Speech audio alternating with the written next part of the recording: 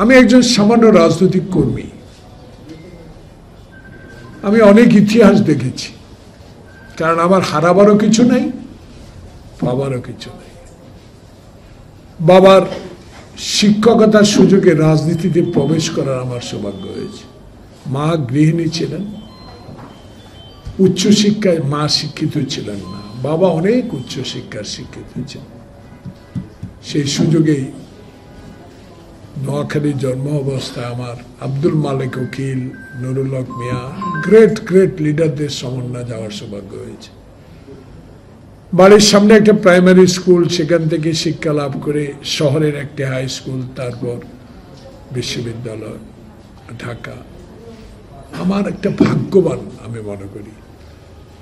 আমার কাছে প্রায় 150 নেতার ছবি আছে আমার সাথে, যারা এখনো এর মধ্যে 130 হইতে 35 জন নাই পৃথিবীতে। একটি কথা বলতে চাই, উল্লেখ করতে চাই, ইতিহাস কথা বলে। আতাউর রহমান খান চিফ মিনিস্টার ছিলেন যখন দেশে রাষ্ট্রপতি নির্বাচন নেই আওয়ামী লীগের ওসমানী সাহেব,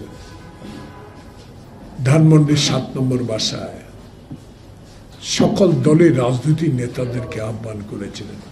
আতাউর রহমান খানের একটা হুক্কা ছিল, অনেক লম্বা দড়ি, তো এর মধ্যে মাঝে মাঝে আগুন নিভে যেত, আমি এনে আবার এটার মধ্যে দিতাম। আমার একটা 50cc মোটরসাইকেল ছিল, সেখানে সিরাজুল ইসলাম শ্রমিক নেতা, আপনি অনেকে চিনবেন কিনা জানি না, অত্যন্ত অভিজ্ঞ, বক্তব্যে একটা কথা বলেছে যে দেশ এমন এক পর্যায়ে আসবে, আজকে যদি রাষ্ট্রপতি নির্বাচনে ওসমানীকে জয়লাভ করা না যায়, আপনাদের জন্য কঠোর অবস্থা বিরাজ করবে পূর্ব পাকিস্তানে, বাংলাদেশে। সেই কথাটা মনে করলাম এই জন্য, এই দেশের সার্বিক এখন রাজনৈতিক পরিস্থিতিটা কে কোন দিকে নিয়ে যাচ্ছে, কাকে বিশ্বাস করব? আমি মুসলমান, আল্লাহ রসুলকে আমি বিশ্বাস করি। আমি একজন রাজনৈতিক কর্মী, দ্বিধাহীন চিত্তে জোর গলায় বলতে পারি, আমি সততার সহিত আমার নেতা শহীদ জিয়ার আদর্শকে লালন করে আমি রাজনীতি করি। কিন্তু বাংলাদেশে আমার মনটা এত খারাপ হয়ে যাচ্ছে, প্রত্যেক দিন আপনাদের পত্রিকা, টেলিভিশন, ইউটিউব, সামাজিক যোগাযোগ, সকাল থেকে নামাজ পড়ে আর ঘুমাই না, উঠে যখন পড়তে দেখি আমার মনটাই খারাপ হয়ে যায়। কি জন্য দেশ স্বাধীন করেছি? কার কথায় দেশ স্বাধীন করেছি? কার আহ্বানে দেশে হাফ প্যান্ট পরে যুদ্ধে দিয়ে চলে গিয়েছি?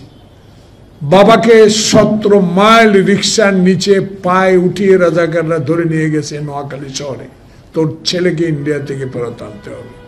এসব দৃশ্যগুলো মনে হয় আজকে ব্যথা পায়। প্রিয় ভাইয়েরা, আপনার মতো একজন গুণীজন সচেতন ব্যক্তিকে বাংলাদেশে এমন একটি স্থানে বসিয়েছে যে ব্যক্তিটি 3 মাসের মধ্যে একটা নির্বাচন করার যোগ্যতা ছিল, কেন 9.5 মাস অতিবাহিত হলো? আমি একজন রাজনৈতিক কর্মী হিসাবে আমার বিবেকের কাছে আমি নিজেই প্রশ্ন করে উত্তর পাই না।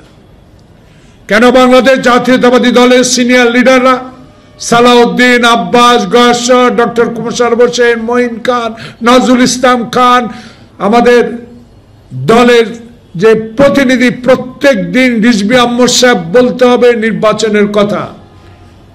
আপনার কি মনে পড়ে না শাহাবুদ্দিনকে চিনেন না?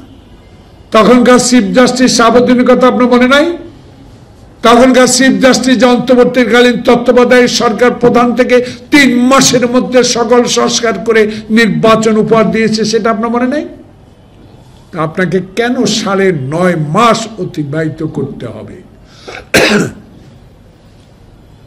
এই প্রশ্ন আমার নিজের কাছে আমি খুঁজে পাই না। আমার স্ত্রী কিন্তু অসুস্থ, কিন্তু রাজনীতি করে না। সে আমাকে বলে, আমি তাকে একটু উৎসাহিত রাখার জন্য, ক্যান্সার খুবই খারাপ রোগ, আমি তার সাথে বসে গল্প করি, ইউটিউবগুলো বাজায়, রাজনৈতিক কথা হলো। আজকে বাংলাদেশ প্রতিদিনে একটা সাবজেক্ট লেখছে, খুব ভালো, ওইটা পড়ে শোনাচ্ছিলাম। সে আফসোস করে বলল যে আমি তো রাজনৈতিক নেতা না। মানে আফসোসটা আমার স্ত্রী, আল্লাহ জানে বাঁচবে কতদিন, ক্যান্সার রোগে আক্রান্ত, সে আফসোস করলো তার জন্য। ডক্টর ইউনূস যেদিন এয়ারপোর্টে আসে, আমি যদি যেতে পারতাম, রাজনৈতিক নেতা হইতাম, আমি তাকে ফুলের মালাটা দিতাম। বিশ্বের দরবার থেকে যে একটি উপাধি ছিনিয়ে এনেছে বাংলাদেশের জন্য, এটাই তো আমাদের সবচেয়ে বেশি। আমি সবচেয়ে, তুমি জেলে ছিলা 16 বছরের মধ্যে 10.5 বছর, আমার কোনো আক্ষেপ নাই, সব ভুলে গিয়েছি। যেদিন 8 তারিখে শপথ নিল, না 10 তারিখে, 8 তারিখে যখন শপথ নিল, আমি এত খুশি হয়েছি যে এমন একটা ব্যক্তিকে বসিয়ে দিয়েছি। বাংলাদেশে আর কোনো ফ্যাসিস্ট থাকবে না, কোনো বিভেদ থাকবে না, ভারসাম্যহীনতা থাকবে না, বিভেদ থাকবে না। বাংলাদেশে এমন একটি ঐক্য সৃষ্টি হবে যে ঐক্যের মধ্যে দিয়ে বাংলাদেশের তরুণ সমাজ, যারা রক্ত দিয়ে বাংলাদেশে এই 5 আগস্ট সৃষ্টি করেছে, সকল দল মিলিয়ে একটা ঐক্য করব। কার নেতৃত্বে? ডক্টর ইউনূসের নেতৃত্বে। সে ঐক্যটা বিনিষ্ট করা হইল কেন, হচ্ছে কেন, কার প্রলোভনে, কার কান কোথায়? বাংলাদেশের 9.5 মাস অতিবাহিত হলো, এখনো সংস্কার সংস্কার সংস্কার সংস্কার।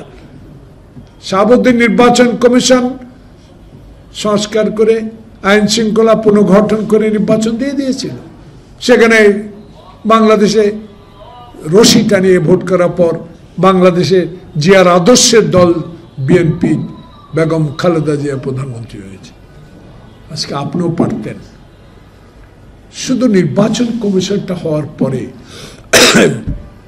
সকল দলকে নিয়ে যারা রাস্তায় ছিল, যারা গণতন্ত্রের জন্য লড়াই করেছে, যারা গণতন্ত্রের কথা বলেছে, যারা সংবাদপত্রের স্বাধীনতার কথা বলেছে, যারা ফ্যাসিস্টের বিরুদ্ধে কথা বলেছে, যারা লুটের বিরুদ্ধে কথা বলেছে, যারা সিন্ডিকেটের বিরুদ্ধে কথা বলেছে, যারা আইন শৃঙ্খলা রক্ষার কথা বলেছে, যারা দ্রব্যমূল্যের ঊর্ধ্বগতি রোধে দাবি পেশ করার পর গুলি খেয়েছে, জেলে গেছে, তাদেরকে নিয়ে আপনি দেশে একটি নির্বাচন দিয়ে দিতে পারতেন। কেউ পদত্যাগ করে যায়নি, প্রধান হয় দলের, ওয়েলকাম, আসেন, রাজনীতি করেন, গ্রামে যান, মানুষের সেবা করেন, মানুষকে বুঝান, আপনার আইডিওলজি কি সেটা প্রচার করেন। আইডিওলজি প্রচার না হতে এখনো ঢাকা শহরে বসে বসে বিএনপির মতো একটা আটলান্টিক মহাসাগরের মতো দল, যেই দল কয়েকবার ক্ষমতা ছিল, যেই দলের নেতা বাংলাদেশের স্বাধীনতা ঘোষণা না করলে সেদিন শেখ মুজিব স্বাধীনতা ঘোষণা করতেন না, পাকিস্তানের প্রধানমন্ত্রী হইতেন। আর তার সমালোচনা করে বসে আছেন আপনারা। এক লুটেরা না গেলে আরেক লুটেরা আসবে। আরে লুট কারা 9.5 মাসে করছে, হিসাব বাইর হবে। আকা মোহাম্মদ বলছেন বিদেশে যান, 9.5 মাসে 10 বার বিদেশে গেলেন, আক্ষেপ নাই আমার দুঃখ নাই, উনি যাবেই, ওনার কথা আমরা শুনবো। কিন্তু এমন কথা বলা ঠিক না যে কথাটিতে বাংলাদেশের সবচেয়ে বৃহত্তম রাজনৈতিক দলের নেতা কর্মীরা আপনার উপরে ক্ষুণ্ণ হবে, মনে কষ্ট পাবে। নির্বাচন শুধু আমরা চাই, হিসাব করে দেখেন না কয়টা দল নির্বাচন চায়। নির্বাচন চাই বিধে কি আমরা ক্ষমতা যাব, সরকার গঠন করবো, এটা তো আমরা বলি না। আমরা বলি মরা মৃত ব্যক্তির ভোট নয়, দিনের ভোট দিনে, হুন্ডা গুন্ডার ভোট না। আমরা এমন ভোট চাই যে ভোটে রাজনৈতিক অধিকার, গণতন্ত্র প্রতিষ্ঠার, ভোটাধিকার প্রতিষ্ঠার আন্দোলনে যেই সকল দল অংশগ্রহণ করেছে সেই সকল দলেই একটি সুষ্ঠু নির্বাচনে সরকারে যাবে, সরকার গঠন করবে, তখনই সিদ্ধান্ত নেবে দেশে করিডোর দিব কি, বন্দর দিব কি, সচিবালয় অধ্যাদেশ জারি করব কি, সেগুলো তাদের বিষয়। আপনাকে নিয়মিত কাজ করার জন্য আমরাও ক্ষমতায় বসিয়েছি, সকলে মিলে, আমরা না। আপনার কাছে তো অনেক আশা, সে আশা চূর্ণ বিচ্ছিন্ন করে দিচ্ছে কারা, তাদেরকে খুঁজে বের করতে হবে। তাই বিএনপি বলে এখনো যারা সরকারে বসে আরেকটি রাজনৈতিক দলকে সহায়তা করে তাদেরকে উপদেষ্টা পরিষদ থেকে পদত্যাগ করতে হবে। সেটা না করে সুষ্ঠু নির্বাচন হবে কি করে?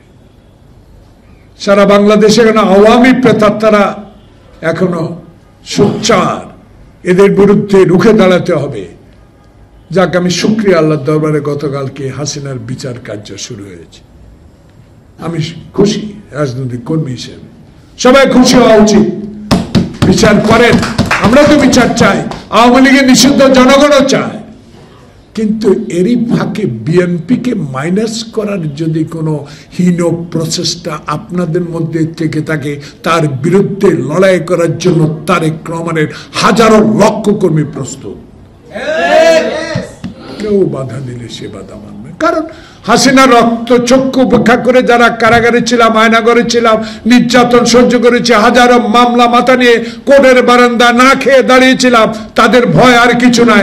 তাদের আশা বাংলাদেশে একটি নিরপেক্ষ নির্বাচনের মধ্যে দিয়ে এমন একটি রাজনৈতিক দল ক্ষমতা আসুক যারা জনগণের সেবা করবে, গণতন্ত্রকে মাথার উপর রাখবে, সংবিধান রক্ষা করবে, সংসদকে সার্বভৌমত্ব ফেরত দিবে এবং বিচার বিভাগের স্বাধীনতা ফেরত দিবে। সবাইকে ধন্যবাদ। আসসালামু আলাইকুম।